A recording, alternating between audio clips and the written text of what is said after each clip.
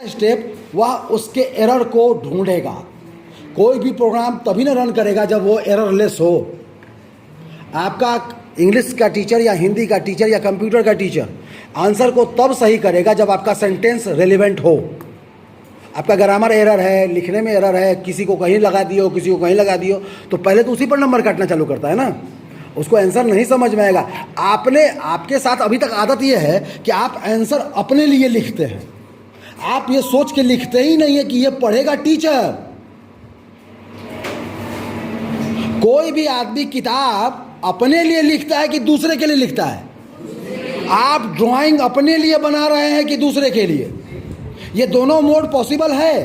कुछ पेंटिंग्स हम इसलिए बनाते हैं कि खुद देखें और खुद अपनी दीवार पर लगाएं, लेकिन कुछ पेंटिंग्स या कुछ क्राफ्ट्स या कुछ रंगोलियां आप इसलिए बनाते हैं कि प्रिंसिपल सर देखें, टीचर्स देखें, स्टूडेंट्स देखें। तो जो दूसरा देखेगा तो आपकी नज़र में वो चीज़ ऐसी बननी नहीं चाहिए जो आपको सुंदर लगे ना लगे, अगले को सुंदर लगनी चाहिए। हाँ या ना? बात सही है? तो आप क्या आंसर इस सोच के लिखते हैं? कभी कभी नहीं। आपको लगता है कि हम तो आंसर लिखे और ये चीज़ हम सही लिखे हैं, इसी वजह से ज़्यादा गलतियां होती हैं। और यह अभी बता देना मेरा फ़र्ज बनता है, क्योंकि आप बहुत जल्दी 1 साल के बाद बोर्ड में होंगे, तो बोर्ड के टीचर वो होंगे जिनको आपको ने कभी नहीं देखा नहीं। यहाँ के टीचर को तो आप देख रहे हैं। आप हो सकता है बगल से क्रॉस करते समय बोल दिए, सर वो वाला आंसर जो है ना उसका लास्ट वाला पार्ट हम तीसरा पेज पर लिख दिए थे, सर टाइम नहीं था, अच्छा हम देख लेंगे। तो ये बात तो मेरे साथ चलेगी या किसी दूसरे टीचर के साथ चलेगी बोर्ड में?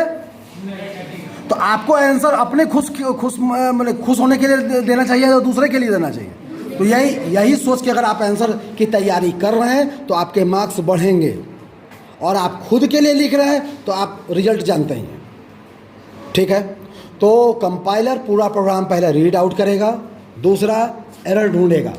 एरर कैसे होंगे? या तो कोडिंग में कोई एरर है या उस लैंग्वेज का ग्रामेटिकल कोई एरर है। ग्रामेटिकल मतलब इसके बाद कॉमा देना चाहिए, तो उसके बाद ब्रैकेट देना चाहिए, उसमें कहीं कोई गलती हो गई तो वो ग्रामेटिकल एरर ढूंढेगा। अगर गलतियां मिल गई तो सारा गलती उठा के आपके स्क्रीन पे एक बार में डाल देगा और प्रोग्राम ब्रेक। जब प्रोग्राम में गलती है तो उसको रन करके फ़ायदा क्या है? आधा अधूरा टूटा फूटा रन करने का क्या फ़ायदा है? फिर आपने वो गलतियां ढूंढी।